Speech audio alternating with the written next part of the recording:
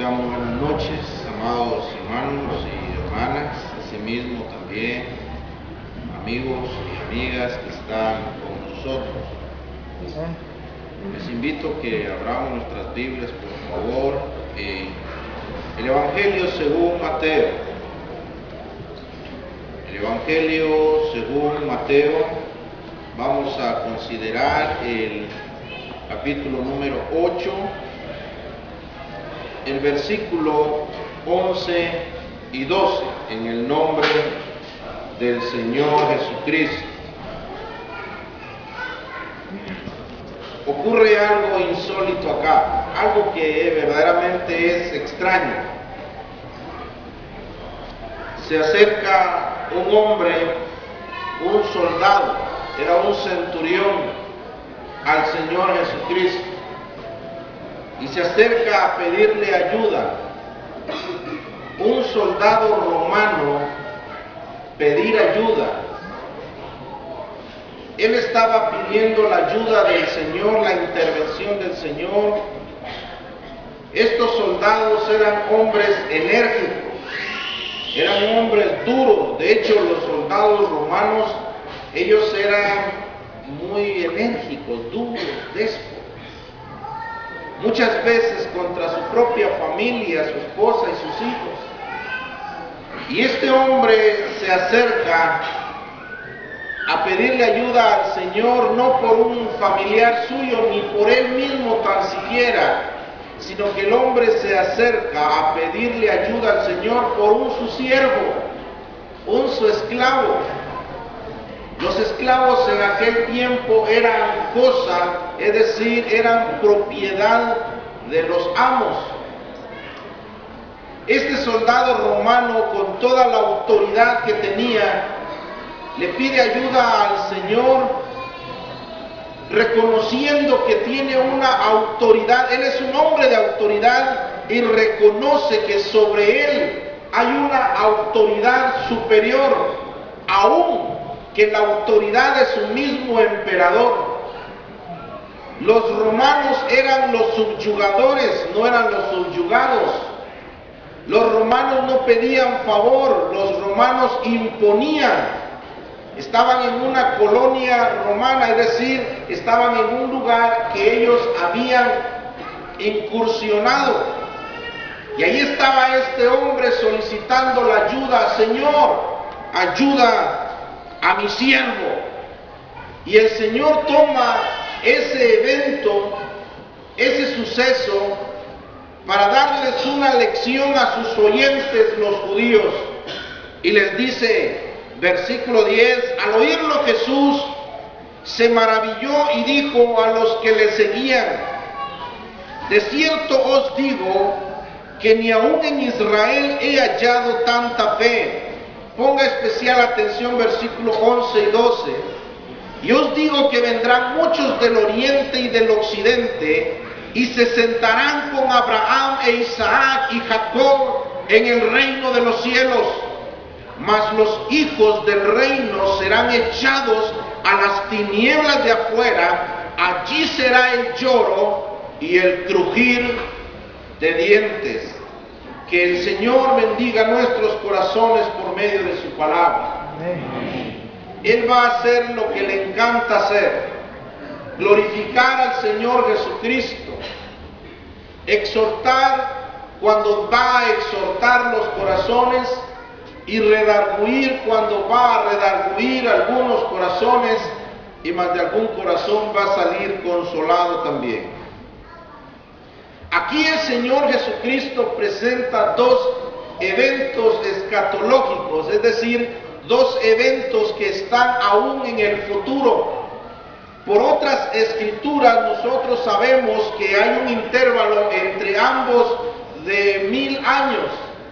El versículo 11 nos habla acerca de la resurrección de vida, en donde la iglesia ha participado en una resurrección tiempo A debido a el arrebatamiento de la iglesia, en donde Israel también goza de una resurrección y entran al reino milenial.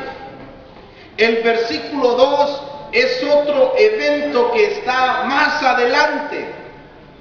Vea cómo le denomina el Señor Jesucristo que será el lloro y el crujir de dientes tal evento.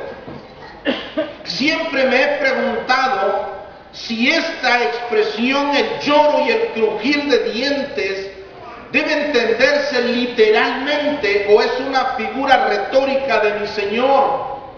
Y siempre llego a la conclusión que es un esfuerzo literario de los escritores de las Sagradas Escrituras.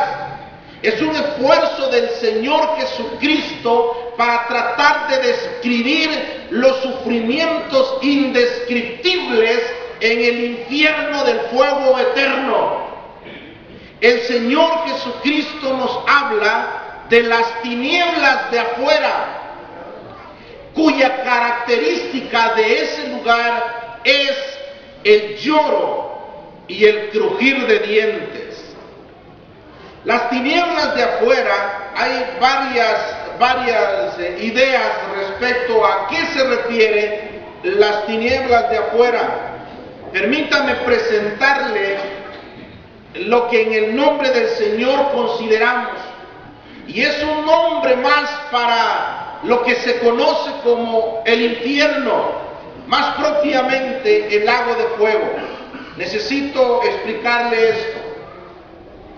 El infierno se utiliza de dos formas en el Nuevo Testamento, que básicamente allí se encuentra la mayoría de la doctrina del infierno, mejor dicho, con el nombre del infierno. En el Antiguo Testamento también aparece. Pero la palabra infierno se utiliza de dos formas. Por un lado, significa el estado temporal de los muertos sin Cristo, que parten sin Cristo. El apóstol Pedro de esa forma lo utiliza, pues él dice que si el Señor no perdonó a los ángeles que pecaron, sino que los entregó en el infierno. El lago de fuego nadie lo habita aún, sino que se refiere a ese lugar temporal de los muertos sin Cristo. Pero de otra forma también se utilizan en las Sagradas Escrituras para referirse a la segunda muerte. También se refieren al lago de fuego, y a eso se refirió el apóstol Juan allá en el Apocalipsis. Le invito a que veamos allá sin perder estos pasajes. Dice Apocalipsis capítulo 20 y versículo 11: y vi un gran trono blanco, y al que estaba sentado en él, de delante del cual huyeron la tierra y el cielo, y ningún lugar se encontró para ellos. Solo quiero hacer alguna anotación de allá de Mateo 8:12. Dice las tinieblas de afuera. Literalmente quiere decir afuera, en donde no hay luz. Y es una designación para el infierno eterno, es decir, el lago de fuego. Tal lugar donde no hay luz o donde no está la luz. El Señor Jesucristo dijo que Él es la luz del mundo. Entonces, tal lugar donde no hay luz, o mejor dicho, donde no está la luz, dijo el Señor Jesucristo que es el lloro y el crujir de dientes, la estadía en ese lugar. Por lo tanto, entendemos que se refiere a una angustia extrema y una desesperación máxima, la estancia en tal lugar. Sea la opinión que usted tenga de esa frase, le aseguro que es un lugar donde usted no quisiera estar. El apóstol Juan acá en el Apocalipsis nos describe este juicio, un juicio del trono blanco, en donde estas personas, dice la palabra de Dios, versículo 15, y el que no se halló inscrito en el libro de la vida fue lanzado al lago de fuego. Permítame hacerle un pequeño contexto antes de llegar al juicio del gran trono blanco. El Señor Jesucristo viene a la altura, o el Señor viene con su esposa, la iglesia, sienta sus pies allá en el monte de Israel, el monte de Sión. Se hace un gran valle y esa sirve de capital para lo que se conoce como el reino milenial. Previo a eso, Satanás ha sido atado y es enviado a una prisión, al abismo, que es parte del Hades, Gehenna o infierno. Y allí Satanás es entregado a una prisión para que no engañe más a las naciones. Y es cuando se sienta el reino milenial. Posteriormente, cumplidos los 1000 años, dicen las Sagradas Escrituras que Satanás es librado de su prisión, es dejado suelto y él sale para engañar a las naciones.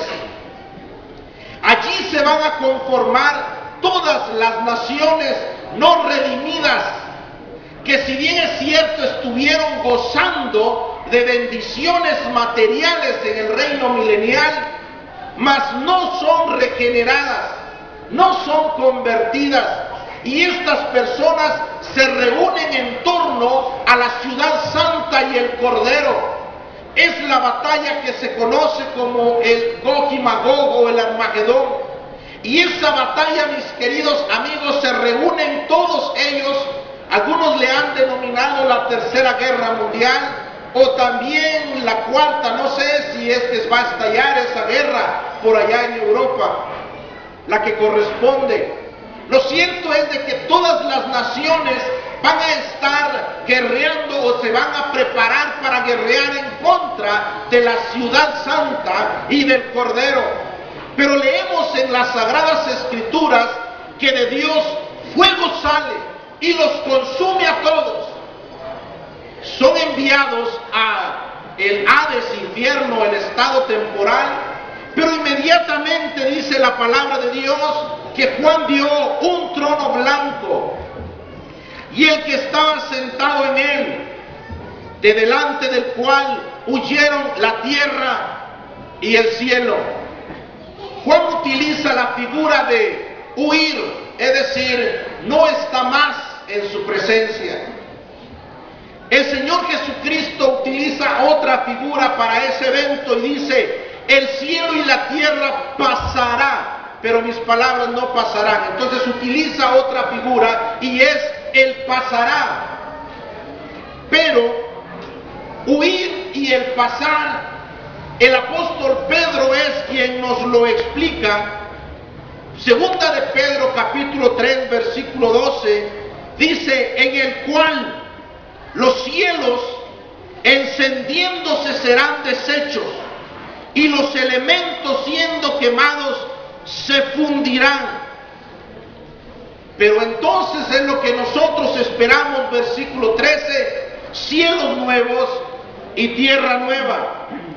Y dice que Juan vio delante del que está sentado en el trono, delante del cual huyó el cielo y la tierra, y ningún lugar se encontró para ellos, y vi a los muertos, grandes y pequeños, de pie ante Dios. Muertos de pie. Los muertos están recostados. Lo que pasa es que estos son muertos espirituales. La palabra muerto puede significar o denotar en las Sagradas Escrituras tanto una separación física o espiritual, pero también un estado de condenación. Estas personas ya están condenadas. Dice que todos ellos eran grandes y pequeños. Podríamos interpretar grandes y pequeños como hombres y mujeres de autoridad, tanto también hombres y mujeres que no tengan autoridad. Hay algunos que lo interpretan los pequeños como niños. ¿Habrán niños ahí? Entendemos por la palabra de Dios que los niños están en un estado de inocencia, pero sí también podemos darnos cuenta que sí los pueden haber en el sentido de el grado de responsabilidad y de conocimiento que tengan estas personas. Hoy en día muchachitos de 11 años ya están inaugurados en el sicariato. Hoy en día vemos a tantas personas a una tierna edad en donde ya tienen conocimiento del daño que ellos están haciendo. Para la sociedad judía le conocían un ritualismo que se conoce como el Bat Mitzvah, es decir, el hijo del mandamiento. Para los hombres era de 12 y 13 años. Para las mujeres eran 13 y 14 años, en donde ellos eran responsables delante de la presencia de Dios, delante del mandamiento, en cuanto a la observancia de los mismos. Así es de que es probable. Pero dice la palabra de Dios que estas personas, grandes y pequeños, estaban de pie delante del Señor, esperando un juicio para ser lanzados a las tinieblas de afuera, donde será el lloro y el crujir de dientes, más propiamente dicho por Juan, serán lanzados al lago de fuego. Alguien preguntará, ¿Dios va a hacer eso? ¿Dios va a hacer todo eso? Que sea el lloro y el crujir de dientes, una vez más, en una forma, en un esfuerzo para describir o tratar de describirnos a nosotros el indescriptible sufrimiento que va a pasar el pecador en el lago de fuego, y esto por toda la eternidad. Le voy a presentar 3 razones basadas en los atributos de Dios, por lo cual consideramos que el Señor sí va a hacer esto. En primer lugar, Dios es santo y por lo tanto aborrece el pecado. Habacuc capítulo 1 versículos 12 y 13 nos dice: ¿no eres tú desde el principio, oh Jehová, Dios mío, santo mío? No moriremos, oh Jehová, para juicio lo pusiste, y tú, oh roca, lo fundaste para castigar. Oiga esto: muy limpio eres de ojos para ver el mal, ni puedes ver el agravio. ¿Por qué ves a los menospreciadores y callas cuando destruye el impío al más justo que él? Le quiero subrayar esto: muy limpio eres de ojos para ver el mal, ni puedes ver el agravio. No quiere decir, cuando dice ni puedes ver el agravio, no quiere decir que el Señor se voltea para el otro lado porque prefiere ignorar lo que está sucediendo con su criatura. Tampoco significa, como solemos decir nosotros, que el Señor se hace de la vista gorda con todas las iniquidades que está sucediendo en este planeta Tierra, muy hermoso por cierto, pero que lo estamos destruyendo debido a nuestra pecaminosidad. Cuando el profeta nos dice que Él es muy limpio de ojos para ver el mal, lo que nos está diciendo es que Él no puede tolerar el pecado, no puede soportar la maldad sin que Él tenga que reaccionar en un acto santo debido a su santidad. ¿Ha oído usted el término que dice: es que yo no tolero la lactosa? ¿Me va a entender ese ejemplo entonces? Yo no tolero la lactosa, dicen algunas personas. Lo que quieren decir que cuando ellos consumen algún alimento que contenga la lactosa, algún derivado de la leche, estas personas tienen una alergia.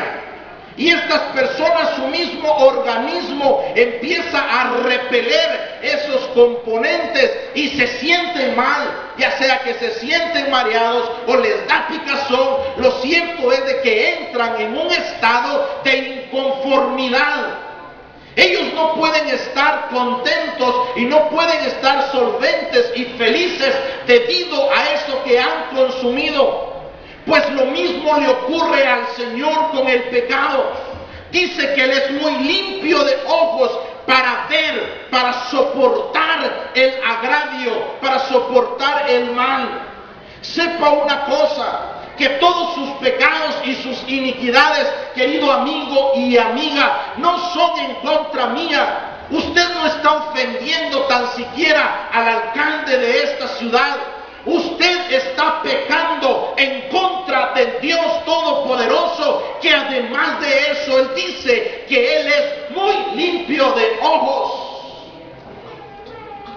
Otra razón, Dios es justo. Dios es justo y por lo tanto juzga el pecado. Dice la palabra de Dios, Sofonías capítulo 1, versículo 12, me voy a saltar al 14 al 18. Acontecerá en aquel tiempo que yo escudriñaré a Jerusalén, que investigaré, que escudriñaré, que investigaré, que iré hasta lo profundo. O sea que nada se va a esconder de la presencia del Señor. Con linterna, y castigaré a los hombres, oiga esto, que reposan tranquilos como el vino asentado, los cuales dicen en su corazón, Jehová ni hará bien ni hará mal. Versículo 14, cercano está el día grande de Jehová, cercano y muy próximo. Es amarga, mire cómo describe el profeta Sofonías, es amarga la voz del día de Jehová. Gritará allí el valiente. Día de ira aquel día, día de angustia y de aprieto, día de alboroto y de asolamiento, día de tinieblas y de oscuridad, día de nublado y de entenebrecimiento, día de trompeta y de algazara sobre las ciudades fortificadas y sobre las altas torres. Y atribularé a los hombres, y andarán como ciegos, porque pecaron contra Jehová, y la sangre de ellos será derramada como polvo, y su carne como estiércol. Ni su plata ni su oro podrá librarlos en el día de la ira de Jehová, pues toda la tierra será consumida en el fuego de su celo, porque ciertamente destrucción apresurada hará de todos los habitantes. Y la tercera razón por lo cual Dios reacciona con ira, y por lo tanto castiga el pecado. La ira de Dios, podríamos describirlo, es un atributo secundario de Dios. No vemos que el Señor en la eternidad pasada, cuando había comunión el Padre y el Hijo, hubiese tenido ira. Vemos la ira de Dios manifestada a partir del pecado, porque hay una reacción natural en Dios. Su misma naturaleza santa y su misma naturaleza de justicia hacen que Él reaccione en contra del pecado y del pecador. Ahora bien, mi texto allá en Mateo 8:12 dice, mas los hijos del reino serán echados a las tinieblas de afuera. Las tinieblas de afuera se refiere a ese evento, el lago de fuego. Allí será el lloro y el crujir de dientes. Debo de acortar. Evangelio según Mateo, capítulo 23 y versículo 33. Necesito acortar mucho. Dice la palabra de Dios, serpientes, generación de víboras, ¿cómo escaparéis de la condenación del infierno? Aguarde un momento.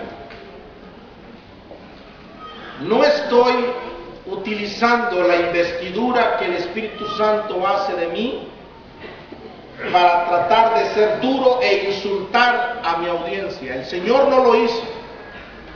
Algunos que tienen esa idea errada que el Señor insultaba a su audiencia con este pasaje. Borremos. Este es simbolismo puro. Tenemos que aprender a escudriñar las Sagradas Escrituras. ¿Quién es la serpiente antigua? ¿Quién es la serpiente antigua? Satanás. El Señor le está hablando a los fariseos y a los sacerdotes y a los escribas. La mayor parte de los saduceos, de los sacerdotes, eran de los saduceos. Entonces el Señor les está hablando a estos grupos, los religiosos de su época. Los fariseos, los saduceos, representados con los sacerdotes, los escribas, intérpretes de la ley, a ellos. Y el Señor les está diciendo, serpientes, que son una generación de víboras, es decir, ustedes igual que la serpiente antigua, con su doctrina falsa, ustedes están llevando al infierno a todas las personas que les oyen y les obedecen. Eso es lo que les está diciendo el Señor a estas personas. No es un insulto de mi Señor. No es un insulto el Señor. Les está diciendo que estas personas tienen la misma naturaleza de la serpiente antigua, los mismos deseos, los mismos propósitos, los mismos pensamientos, el mismo deleite en el pecado y también el mismo deseo de arrastrar hacia el infierno eterno, porque eso es lo que la serpiente antigua perseguía en Adán y Eva. Mi querido amigo, déjeme decirle que usted también está dentro de esta generación que se deleita en el pecado, al igual que la serpiente antigua. El Señor Jesucristo le dice también a otros oyentes suyos, vosotros hijos de vuestro padre el diablo sois, porque hacéis las mismas obras que él. Pero el Señor Jesucristo, y es donde yo quiero enfatizar, el Señor Jesucristo hace una pregunta. El Señor les dice, ¿cómo escaparéis de la condenación del infierno? Aquí también se refiere el Señor a esa segunda acepción que le mencionaba del infierno, entendida como el lago de fuego, la muerte segunda. ¿Cómo escaparéis de la condenación del infierno? Toda pregunta, no sé si está de acuerdo conmigo, toda pregunta, al menos por educación, merece una respuesta. Y el Señor Jesucristo, con toda la autoridad, está preguntándole a las personas y a usted también en esta noche, ¿cómo escaparéis de la condenación del infierno? Respóndale. ¿Está listo para responderle al Señor? ¿Está lista para responderle al Señor? Lo que el Señor está preguntándonos acá en esta noche es, ¿tienes un plan para escapar del infierno? ¿Tienes un plan para cavar un agujero, un túnel y salir al otro lado del infierno, del lago de fuego? ¿Tienes tú ese plan, querido amigo? Permítame llevarle otra vez a ese evento del trono blanco. Allí están muchos compañeros suyos que se deleitaron también en el pecado y que se deleitaron rechazando a mi Señor Jesucristo en esta vida. Y ahí están todas las personas allí y todas tienen una sentencia igual. La única diferencia, los grados de pecado que el Señor da en su sentencia, es que la palabra del Señor nos enseña también que hay diversos grados de castigo en ese lugar. A la gran ramera encabezada por la secta católica romana, el Señor dice, pagadle a ella el doble. Dice que será azotado mucho, también otro siervo será azotado mucho. Tendrá mayor condenación. Entonces todos están oyendo la misma sentencia. La única diferencia es el grado de castigo que van a recibir cada uno allá en el lago de fuego. Y ahí están las personas oyendo: apartaos de mí, malditos de mi Padre, id al fuego eterno preparado para el diablo y sus ángeles. Y el Señor decreta el grado de castigo para esa alma. Y luego usted se va acercando y oye el pregón, oye la sentencia del Señor, del que está sentado en el trono blanco. Es revisado su nombre en el libro de la vida y ha sido borrado en los demás libros, es juzgado conforme a lo que dicen los demás libros. Entonces se oye la sentencia que le dice a usted. Usted está oyendo su propia sentencia y le dice: apartaos de mí, malditos de mi Padre, id al fuego eterno preparado para el diablo y sus ángeles. Y es ahí donde usted debe responderle al Señor. Es en ese momento en donde usted debe darle una respuesta a la pregunta que el Señor hace: ¿cómo escaparéis del infierno? O al menos, ¿lograréis acomodaros en el infierno? Al menos van a encontrar una comodidad en ese estado de terrible sufrimiento e indescriptible angustia en ese fuego. Dice Isaías que cada uno mirará a su compañero como rostro de llamas. También lo describe que su cama será de gusanos y sus paredes también serán de gusanos. Va a ser un lugar tenebroso y angustiante, querido amigo. Y el Señor pregunta: ¿cómo escaparéis? Pero ¿sabe qué fue lo que les llevó a ese lugar? El mismo hombre. Dios no decretó que se fueran los hombres para allá. Dice la palabra de Dios: todas las almas son mías. El alma que pecare, esa morirá. Veamos qué es lo que lleva al hombre allá. Romanos capítulo 2, versículo 4. ¿O menosprecias la riqueza de su benignidad, paciencia, longanimidad, ignorando que su benignidad te guía al arrepentimiento?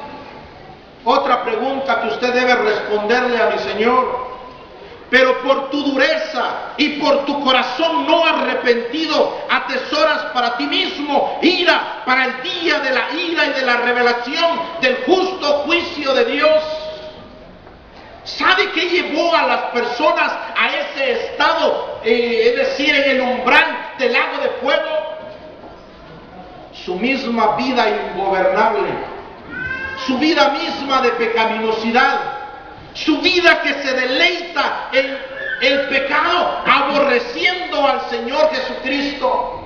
El apóstol Pablo nos dice: por cuanto que no recibieron el amor de la verdad para ser salvos, por esto Dios les envía un poder engañoso para que crean la mentira, a fin de que sean condenados todos los que se complacieron en la injusticia. Así es de que lo que lleva al hombre a ese estado es el mismo hombre. ¿Cómo llegar allá? ¿Cómo llegar a estar enfrente del alto trono de mi Señor, el trono blanco? Sencillamente no haga nada. Así como está, va bien y derechito, se lo aseguro. Y todas mis obras sígalas haciendo, igualmente va a ir a parar allá. Pero mi religiosidad, sígala haciendo, igualmente va a ir a parar allá. Dice el apóstol: menosprecias. La palabra menospreciar es tener en poco, tener en baja estima, es desestimar. Entonces pregunta el apóstol: ¿vas a desestimar, vas a tener en poco la benignidad de Dios? Dios es bueno. Porque Dios es bueno, es que le ha dado la vida. Porque Dios es bueno, es que le ha dado su lluvia, le ha dado de su sol y le ha dado de su noche. para que usted vaya a reposar, porque Dios es bueno, es que usted tiene el hálito de vida. Imagínese usted si privatizasen el oxígeno, ¿cuánto nos saldría el oxígeno? Pero el Señor, porque es bueno, nos lo da gratis. O menosprecia su benignidad, porque Dios es bueno, entrega a su Hijo amado para morir por nosotros. Mas Dios muestra su amor para con nosotros en que siendo aún pecadores, Cristo murió por nosotros. Pero va a menospreciar la benignidad de Dios, el carácter bueno de Dios.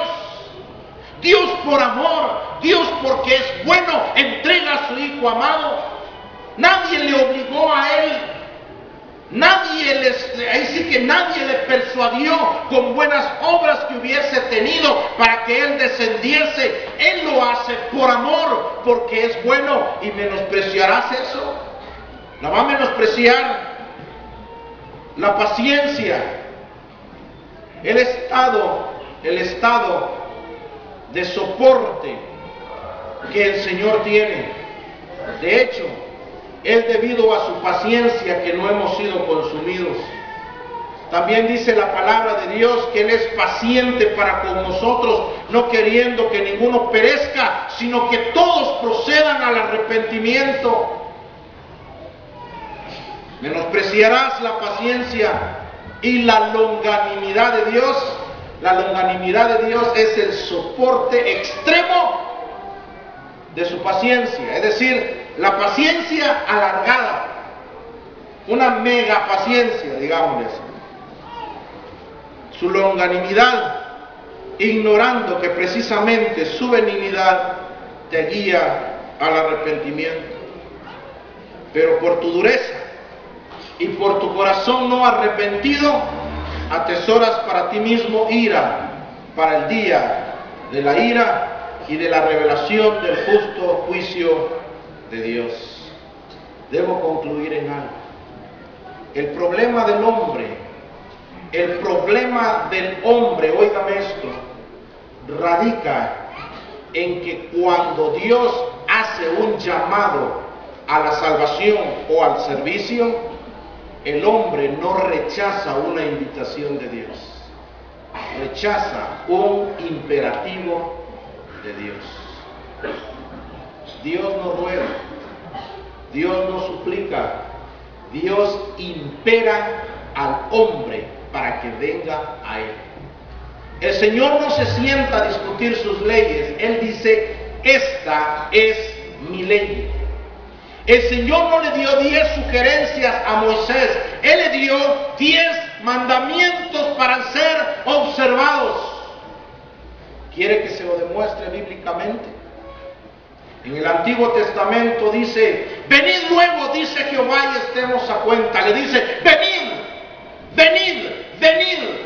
Cuando su acreedor le llama para que llegue a Él, usted debe de acudir porque tiene una deuda con Él. Y el Señor le dice, venid.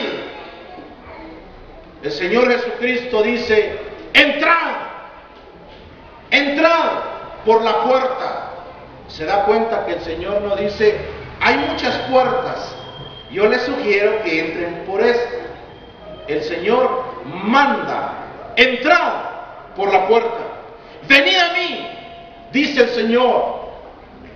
Y el más solemne, uno de los más solemnes, cuando el apóstol Pablo iba en el Areópago, estaban discutiendo los filósofos, y el apóstol Pablo miraba la idolatría y les dice a todos ellos, Dios, habiendo pasado por alto los tiempos de esta ignorancia, refiriéndose a la idolatría, habiendo pasado por alto los tiempos de esta ignorancia, ahora manda, no sugiere, manda a todas las mujeres acá, en todo lugar, acá, en medio y atrás. Manda a todos los hombres en todo lugar, acá, en medio y hasta allá atrás. Manda a todos los hombres en todo lugar que se arrepientan. El problema del hombre es que cuando rechaza el llamado de Dios a la salvación, él no rechaza una invitación, sino un imperativo de Dios. Usted tan solamente va a tomar dos decisiones en esta oportunidad.